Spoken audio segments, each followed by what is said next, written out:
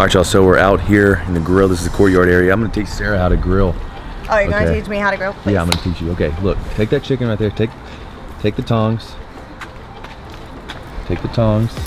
Grab a piece of chicken. Grab a piece of chicken. Not me. Okay.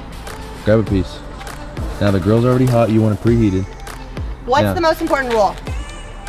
Your chicken should be at room temperature. My boyfriend taught me that. If it's not, that means it gets tricky to cook in the middle. Anyways, grab the chicken. I got it. I've been here all day cooking chicken. Now, slab it on there. Where? There you go. You hear that? Hear that noise? Now grab another one and line them up perfectly. I have grill OCD. Put them towards the back because near the front the heat doesn't get. Well, I don't know why you're making me do this if you have grill OCD. There you go. That's good. This chicken looks good. What's on here? I paid $5 a pound. That's what's wrong with it. But what's on here? Pollo asada. Anyways, y'all, while Sarah is doing that, okay, so I sat down with my previous commanding officer. His name is Captain Maron. He's retired. I went to his retirement ceremony in September. And this man was in the Navy for 36 years. That's crazy. That's almost double retirement. So I recorded about a 5 or 6 minute video with him. I didn't want to sit there and take up all his time because we had just got done hitting a 6-mile run. We were both exhausted. He had to go. He's a very busy guy. He's a pilot now for a civilian company that contracts for the Navy. So watch the interview. I hope you really enjoy it.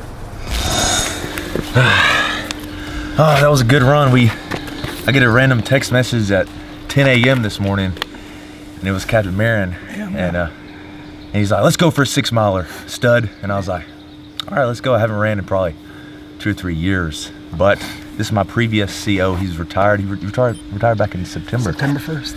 And I was there. That was in Oklahoma. It was. Good times. I remember I said a few things about the retirement ceremony in my videos. I don't know if y'all remember that, but 36 years active in the Navy. He went from enlisted all the way. You came in as an E1. That's right. And you retired as a captain in 06. That's from the very bottom. But I was never an E3. Never an E3, so you got push button. Okay. OS's. Oh, that's right. Yeah. E2 to E4 after A school, and you went E1 as undesignated. I signed up as an OS. Okay. When I enlisted, because they gave $1,500 bonus to sign up as an OS. Okay, and back in 80, what was that? 82. 82. Yeah. 82. Yeah. 82. They were doing enlistment bonuses. Must be nice. We don't get those nowadays. Oh, you don't? No? You get re-enlistment bonuses? Some rates do, but my rate does not. MAs do not. No. Yeah.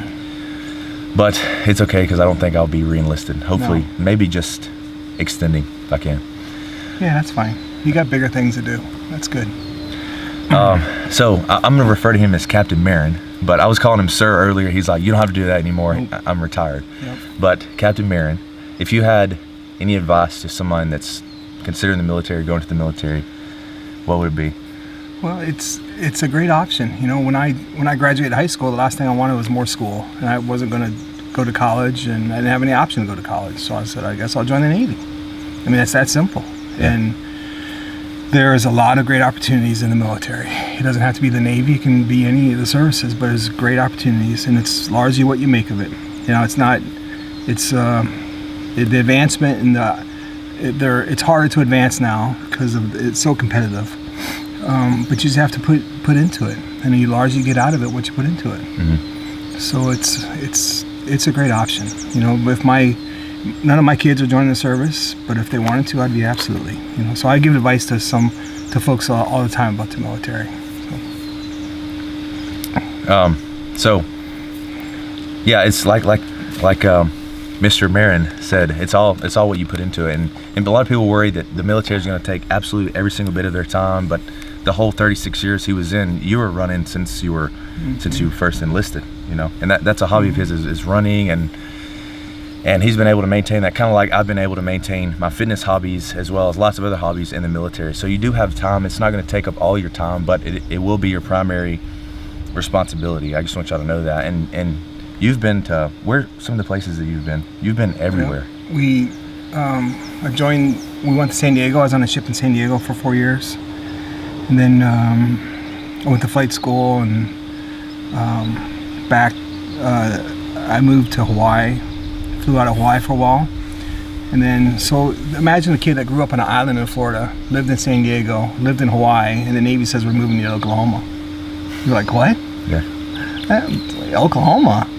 So the squadron got, moved to Oklahoma and consolidated in an Air Force base in Oklahoma City. And from there we went to Japan. I moved to Colorado to work in Cheyenne Mountain. I went to Newport, Rhode Island, and went to Italy. And at this point you were an officer, right? When I got commissioned in December of '90, when I left San Diego, I went to AOCS in Pensacola. And from there we went back, then I went to Hawaii. Okay. Italy, Bahrain, Kansas. So he was my CO in Bahrain. I got there, and fresh out of A school, I got there. I was an E2, didn't know what to expect. Kind of scared first command, especially in the Middle East. Yeah. And next thing that they do is hit me with PT, mandatory PT. You got to go to mandatory PT. So we're all sitting there in ranks. I was just tired, and I see this man walk out of the shadows, and it was Captain Maron. He's like, "Who's running with me today?" And I was like, okay. I raised my hand, and everybody looked at me like I was crazy. It was probably me and 2 or 3 other people out of, 60 or 70 a lot, yeah.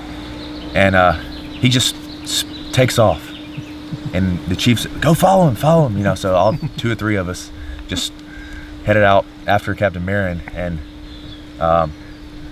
it was a great PT session. Ever since then, it was motivating for me to go to PT. It was motivating for me to be there, and I just loved being the captain's group. That's what we called it. I loved it too, man. We would, and I remember specifically we'd be on the softball field. We'd run over there and do some sprints and stuff, and I didn't know Alexander at the time, but someone said, "Oh, Alexander's a good runner. He's fast." And we had some other guys that were really good runners, so we'd be on a softball field, and I'd be like, "All right, let's see how fast he is." So I said, we're gonna run 200 yards, and I'm gonna get a 100-yard head start. I'm gonna run 100 yards, then when I get to the end, you can take off. And he beat me back. He beat me in a 200-yard run, and I had a 100-yard head start. I'm like, oh my gosh. The next, however long it was there together, PT was always dreading going to PT because Alexander might be there. And then I would see him, I'm like, oh crap, Alexander's here. I'm gonna have to work really hard now. And we had some guys that were like that. It was always the peer, we wanted him to be there, but occasionally it was like, it'd be okay if he wasn't there because I could take a day off or take a little rest, but you always had that, that peer-to-peer, support in PT, and I love doing it. And I like the competition too. No other PT challenged me like the PT in Bahrain did. And I can remember we would get to wear civilian clothes because we would jog off a base. Yeah, that was fun. Yeah. On the bridge. The bridge. And the first time we went out, we were all in civvies, and we ran into the pier, and you said, okay, you guys do, a bunch of push-ups or squats. 50 push-ups, 50 squats, 50, whatever, jumping jacks. And he's like, and I'll meet you over here. And, he was getting the head start, and I was like, well, this is not fair. And one of the chiefs was like, captain's orders. Yep. It was fair because I had 30 years on you. Or so, but you always catch me too. I just wanted to win. I just wanted to win. But those PT sessions, I got in trouble a couple times for that. For running off base? No, for running in the heat. Oh, really? Oh yeah, I had IG on me. But me and Steve Timmons, we had a plan. We had Danny Dowdy, who was IDC. We had Jessica, who was a corpsman. Mm-hmm. We had the water. We had the ice. We had the chiefs in the golf carts. We had everyone there. And I'm like, okay, I'll take a little bit of heat, physically and on me professionally. Yeah. But it came down a couple times on me. You can't be doing that. We're black flag. I'm like, look, it ain't really black flag yet. It's close. Plus, I have a good plan, and I didn't get in trouble. So they wanted to get me in trouble. I'm like, I don't care. We're still gonna do it. And then we'd have all the water at the end and the ice, and that was a lot of fun. So. And what he means by black flag is basically secured temperatures. It's either really, really hot or really, really cold. And you're really not supposed to PT out in black flag, which at the time it wasn't, technically black flag. They didn't have the flag up yet. It's not black flag. I don't see the flag. It's good. So you commission, what year do you commission in? 90, December 1990. December 7th of 90. So anybody that's out there that's trying to become an officer or already in the military that's an officer, would you recommend officer to them? Well, there are friends of mine that want to be Master Chiefs, and that's great. Whatever you want to do, just go for it. You don't have to be an officer. I wanted to do something different when I was on the ship, and I got, like I told you earlier, I got tired of living. I loved doing my job as an OS on the ship, but there were some people on the ship that I had a hard time with, because it was back in the days of really blatant drinking and just drug abuse and other stuff, and I didn't want anything to do with it, so I wanted to get commissioned. So if you want to, there's programs out there for that, and I help folks, get into them. But I have great respect for the Chief Petty Officers. That's why I retired in my khakis, and there's some friends of mine that know that I was the president of the Chiefs Board 1 year, 2 years ago, and I was president of the Master Chiefs Board with Master Chief Mike Haas when we were in Bahrain in 14. So it takes a lot to become a Master Chief, and that is a program that I'm very proud of it, and I would recommend that too. So whatever you want to do, you just have to not stay stagnant, in life or physical fitness or military career or personal or professional. Exactly. You just got to keep moving, man. And I think as humans, we don't crave to be at the top. We just crave progress, constant progress. As long as we're seeing progress, we're not staying stagnant. I think that's what's going to keep you happy and keep you motivated.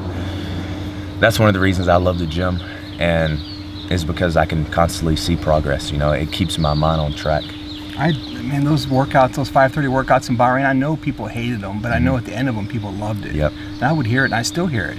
Man, that was the best time. We had a great time, because it gets you, like me and Steve Timmons used to talk about, good order and discipline starts in the morning. It starts in the morning, starts at PT. The way we did it out there, and I still think they're doing some form of it, which is fine. But you got to get the group together and give them some guidance and some direction, and let them know that you're with them to PT.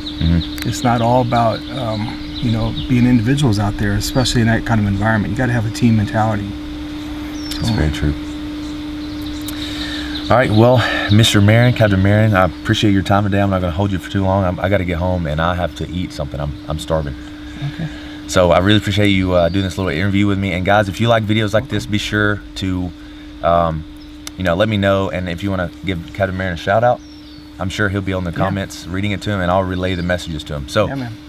I appreciate you guys watching, and we'll see you in the next video. All right. Very cool. Thanks, Austin. Yeah. Yes, sir. All right, guys, so I hope you enjoyed the video. Just a little snippet from the other day. Tried to get some more drone shots in there, but this area in Anaheim, there's an airport nearby, and this is a no-fly zone, like restricted area, no-fly zone. So my drone won't even think about going up in the air. So hope you enjoyed this type of video.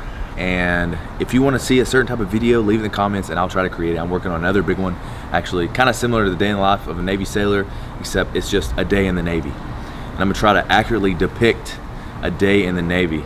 General, not just MA, general for anybody. So hope you enjoyed the video once again, and I will see you guys in the next video. You're cute. I know. Look at how cute my baby Lucy is.